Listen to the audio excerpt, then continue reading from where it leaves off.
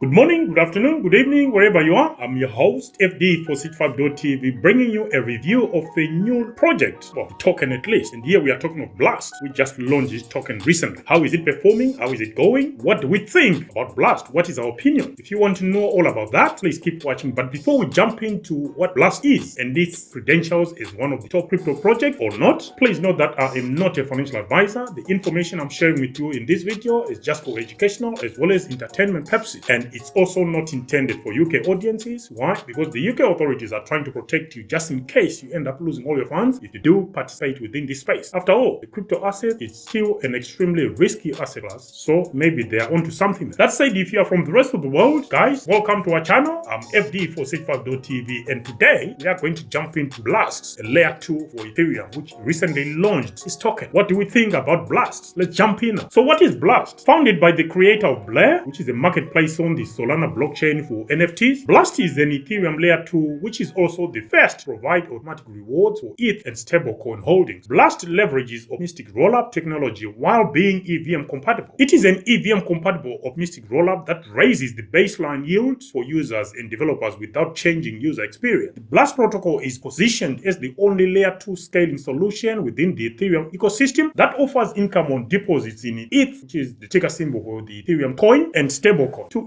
enable native staking of ETH and stablecoins on ETH layer 2 chain, Blast uses auto-rebasing, which is a mechanism that has caused some concern in some quarters due to its modifiable smart contract. Usually if it is not a well-known project, if the smart contract can be modified, that might suggest it's a honeypot. Is Blast a honeypot? Now that's for you to find out. Moving on to the key features. The first one is auto-rebasing. Blast is a distinctive auto-rebasing feature for ETH, RubETH, and USDB, which is Blast's native stablecoin on its layer 2 platform. It is EVM compatible and it offers yield as a primitive, which helps to facilitate or enable the creation of new business models. After all, we are in Web3, so we are hoping new business models will emerge with new technology. Decentralized applications can also easily monetize deposits a single configuration, and through its shared gas revenue model, Blast offers choice to developers on how fee revenues are allocated, whether they keep them to develop their own platform or they share with their users. That's up to them. And finally, Blast integrates a stablecoin with its design framework, which is that USDB. Moving on to the value proposition coming from Blast, well, it offers native yield for ETH and stablecoins, and because Blast allows assets to earn yield natively, this means it offers another layer of value, whereas other layer 2s concentrate on scalability and transaction speed. This offers developers an opportunity to create new revenue streams as well as providing novel rewards to end users. Blast is also cheaper, it offers cheaper gas fees, and it also claims to offer additional benefits compared to other rival layer 2s. Moving on to decentralization, which is one of the 13 elements that we look at when we are applying our DEWA or our risk evaluation. Blast's 3 or 5 multisig and centralization pose a significant security risk to user assets. That's one to be careful of. However, anyone can become a validator by meeting the staking requirements and running the necessary software. This open participation model is actually key to maintaining decentralization, but does that make the Blast protocol decentralized enough for you? For me, I don't know. Keep watching and we'll see what score I gave Blast. As far as security is concerned, Blast benefits from the security of the Ethereum mainnet and helps to scale the Ethereum ecosystem by using optimistic rollups. That means transactions are trustlessly recorded on Optimism but ultimately secured on Ethereum. However, there are potential red flags with Blast's architecture as it is built upon a modifiable smart contract. That's something to be careful about, guys, and you may need to read more around that. Moving on to scaling. Blast utilizes optimistic rollups, a technique that improves transaction processing on the Ethereum network. By batching transactions, Blast can process thousands of transactions per second, and those are estimated to be about 1,000 TPS, which significantly increases the network's throughput. This is a vast improvement compared to Ethereum mainnet's current capacity of a top figure of 15 TPS. Additionally, the efficiency gains introduced by Blast can also make transaction throughput a lot easier and faster. Transaction finality on Blast isn't really the fastest, as a transaction is only deemed finalized when it has been included in a block by the sequencer, and this can take between 15 to 20 seconds. Moving on to interoperability. Blast is an EVM compatible layer 2, which means it can connect the majority of other EVM compatible dApps and chains. It supports bridging arbitrary tokens in a similar manner to Optimism. So if you want to know more about that, you need to read what Optimism is talking about. The Blast Bridge crypto plays a pivotal role in connecting various blockchain networks by enabling the seamless transfer of assets between different chains. The Blast Bridge facilitates a more interconnected and efficient ecosystem where users can easily access and transact across networks. The project team